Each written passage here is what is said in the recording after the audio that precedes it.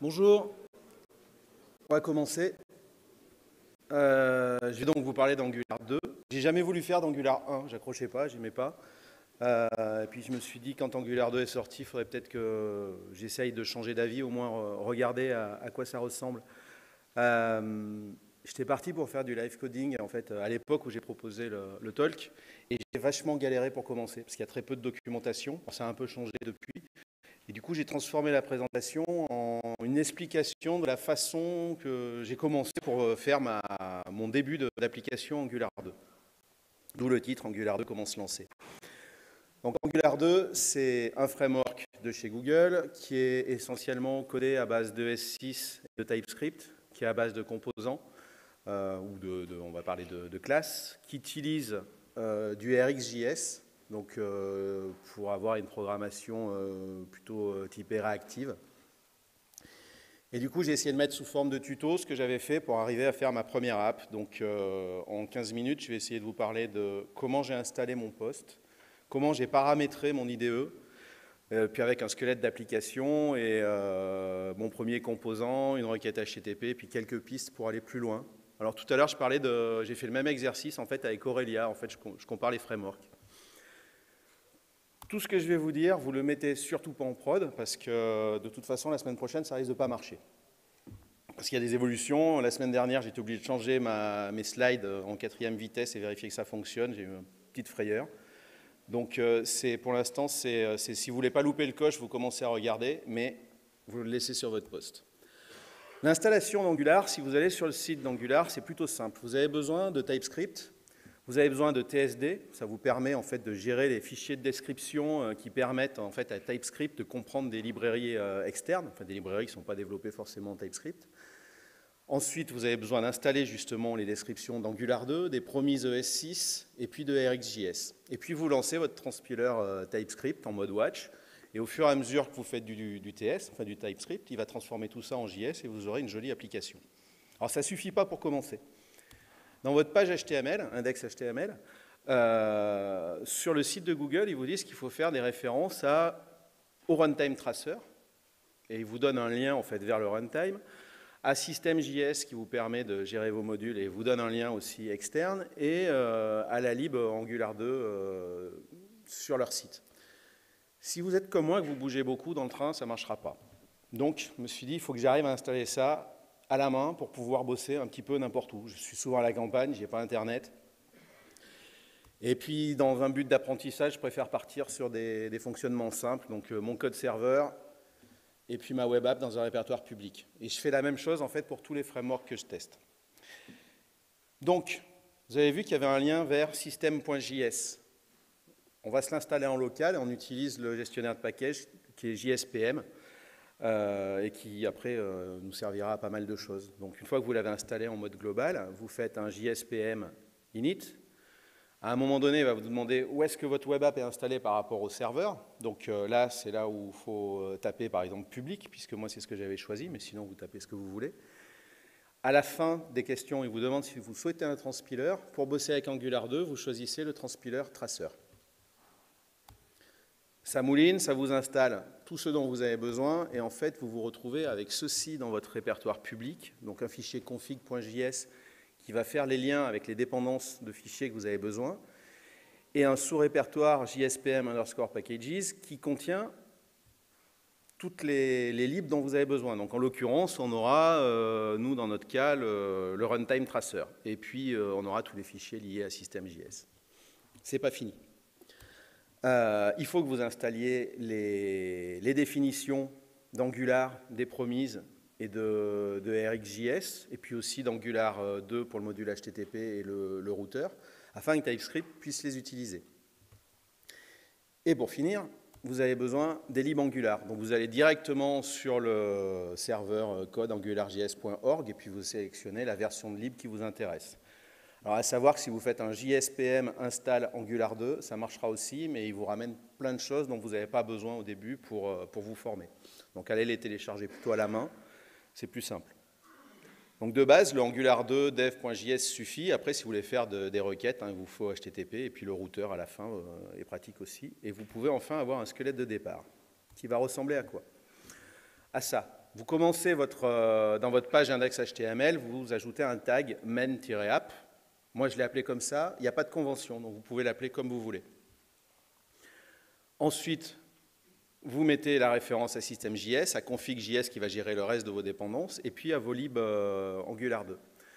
Pour démarrer votre application, vous faites un system.import de main-app. Donc là, en fait, system.js attend un fichier qui s'appelle main-app.js. Alors ce main-app.js, d'où il vient? En fait, il vient d'un fichier TypeScript qui sera transpilé et qui utilise un template HTML qui s'appelle main-app.html. Excusez-moi. Comment je fais pour faire le lien avec tout ça? Je crée mon fichier TypeScript qui correspond à mon application. J'importe les modules componentes, view, bootstraps d'Angular. C'est tout ce qui va me servir à démarrer mon appli. Après, j'ai un décorateur componente dans lequel je lui dis, bah, écoute, toi, tu corresponds dans la page HTML au tag main-app. C'est celui que j'avais mis dans le code HTML tout à l'heure. C'est là, je vous disais, vous mettez en fait ce que vous voulez. Ensuite, vous avez un décorateur view dans lequel vous lui dites, bah, ton template HTML, il est à tel endroit. Et puis, vous avez votre classe main-app avec ses class properties, son constructeur.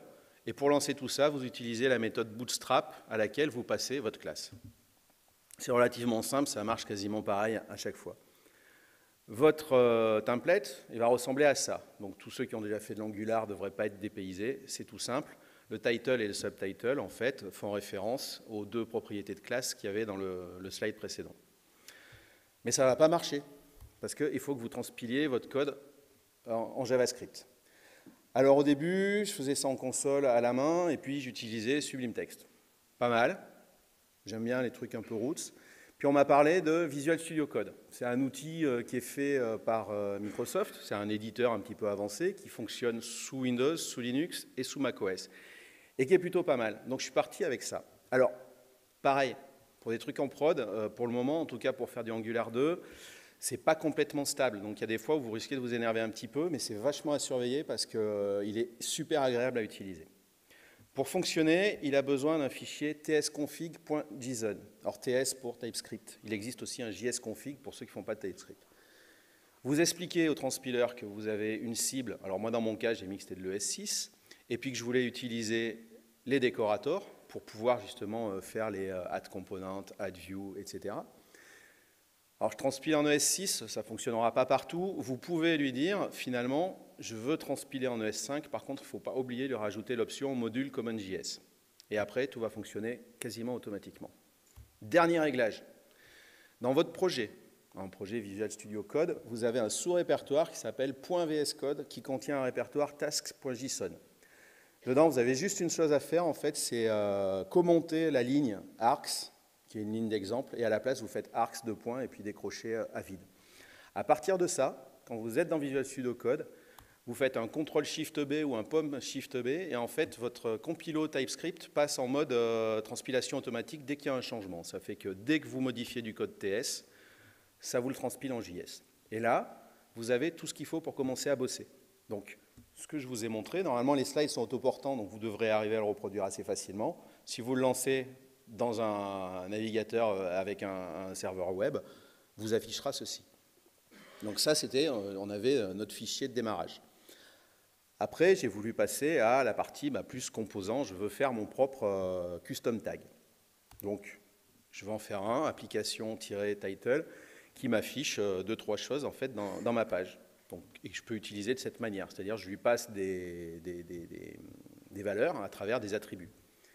Un composant Angular 2, c'est toujours un template HTML et du code TypeScript. Donc, un peu comme la page de démarrage. Donc, le template va ressembler à ce que j'avais mis en fait dans ma page de démarrage. Je l'ai viré et je le mets dans mon composant. Mon code TypeScript est un peu plus long, on va dire. Il faut qu'en plus d'importer component et view, j'importe attribute pour pouvoir justement utiliser title et subtitle. Que dans component, je définis les properties que je vais utiliser, donc title et subtitle. Alors, j'ai vu passer un tweet cette semaine, properties aurait changé, mais pour l'instant, il fonctionne encore même avec la dernière version. Je ne sais plus comment ils l'ont appelé, mais c'est déjà peut-être plus ça. Dans View, vous lui expliquez que votre template HTML, il est dans le répertoire component application title.html. Après, vous vous organisez comme vous voulez. Et puis, dans le constructeur de votre classe, vous lui passez les @attributes avec le nom des propriétés que vous utilisez. Et c'est suffisant. Vous avez une autre manière de bosser avec les templates. Si vous ne voulez pas les faire à part, vous pouvez profiter des chaînes multilignes en fait, de TypeScript ou de S6 et mettre votre template directement dans votre code. Il y en a qui aiment, il y en a qui n'aiment pas. Après, si c'est des trucs courts, c'est quand même super pratique. Comment je prends ça en compte dans mon fichier d'application principale? Alors, dans mon main app HTML, c'est pas dur, j'ai enlevé ce que j'avais mis tout à l'heure, et puis j'utilise mon custom tag de cette façon. Donc, tout simple. Après, il faut que j'aille faire des modifications dans mon fichier mainapp.ts. Donc, je vais importer mon composant, donc import le nom de mon composant, et je vais aller le déclarer dans le tableau des directives du décorateur view, et ensuite, j'ai plus qu'à lancer, et j'aurai exactement la même chose que tout à l'heure. Donc c'est relativement simple de faire des composants, ça permet de bien structurer son code. Pour accéder aux données, je vais créer un service. Donc au départ, alors je suis parti, j'ai voulu faire propre, donc je me suis créé une classe de snippet, puisque je gère des bouts de code avec différentes propriétés. Et ça me permet de la déclarer dans mon service pour récupérer des données. Alors mon service TypeScript, il ressemble à ceci. Je fais un import de injectable pour pouvoir dire que mon service est utilisable et injectable, on va dire, dans le reste de l'application. Je fais un import d'HTTP parce que je vais en avoir besoin. Et dans mon constructeur, je lui déclare la propriété HTTP de type HTTP. Ça, en fait, ça génère automatiquement une propriété HTTP à ma classe. Et je crée une méthode getAll qui récupère la propriété HTTP qui, elle, hérite de méthodes du type .get pour pouvoir récupérer des informations et qui fait un map sur response et le transforme en JSON. Alors, ce n'est pas une promise en fait qui va être retournée, c'est un observable grâce à RxJS. Pour utiliser ça, il me faudra un composant d'affichage que j'ai appelé tout bêtement snippetsList, qui sera composé d'un template et d'un bout de code JS, je me suis trompé, d'un bout de code TypeScript. À quoi ressemble le template? Alors là, on repasse plus dans un mode très Angular. Vous avez une directive étoile ng4 qui va vous permettre de parcourir votre collection snippets. Et puis après, vous l'affichez dans votre liste comme du Angular classique. Côté TypeScript, le code il va ressembler à ceci. Il faut penser à importer la directive ng4. Vous importez votre service, vous importez votre value object snippet. Vous définissez votre composant en lui disant que vous le raccrochez au tag snippetsList. Dans les views, vous n'oubliez surtout pas de déclarer ng4, votre template URL. Et après, vous injectez au constructeur votre service que vous pouvez utiliser. Et vous voyez que quand je fais un getAll, je ne fais pas un get après ou je fais un subscribe. En fait, je m'abonne à ce que va me renvoyer l'observable que j'ai défini dans mon service. Et ensuite, je n'ai plus rien à faire, j'ai juste à ajouter mon nouveau tag dans ma page, à le déclarer comme tout à l'heure, à importer mon composant snippetList. Après, il ne faut pas oublier, alors ce n'était pas dans la doc, mais d'importer HTTP binding pour que ça fonctionne.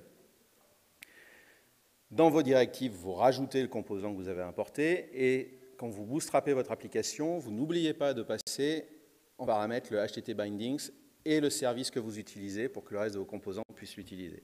Et lorsque vous lancez ça, vous avez la liste de vos enregistrements. Donc, je vais la chercher dans une API REST que j'avais faite en Node, qui est toute simple. Si vous souhaitez aller plus loin avec Angular 2 pour le moment, je vous conseille de regarder RxJS, qui fournit les moyens d'envoyer des messages et de s'abonner à des messages. Ça vous permettra effectivement de détecter quand une requête HTTP est terminée, mais aussi de faire passer des messages entre composants, sans avoir des mécaniques compliquées. Après, incontournable, vous aurez le routeur. Donc, le routeur consiste en fait à un décorateur à ajouter à votre application principale. Et c'est dans le route config que vous définissez vos routes et puis les composants sur lesquels vous allez les faire pointer et l'alias que vous pouvez faire apparaître quand vous parcourez en fait l'ensemble de vos routes. Et après, vous pouvez vous faire un menu n'importe où dans votre page et rajouter le tag router outlet. En ce qui concerne les IDE pour développer Pour le moment, j'avais le choix de faire ça avec Visual Studio Code. C'est ce que j'ai choisi de faire parce qu'il m'automatise pas mal de trucs. Il y a une partie IntelliSense qui est assez bien faite et ça reconnaît pas mal de choses.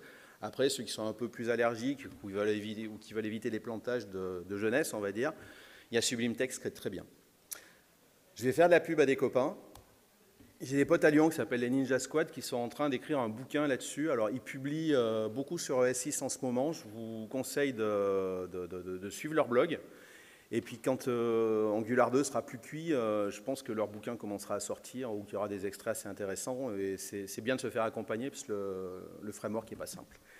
J'ai fini, je mettrai l'application sur GitHub avec des petits bouts de code en plus et je la ferai vivre au fur et à mesure des versions d'Angular à chaque fois que j'aurai un peu de temps. Voilà.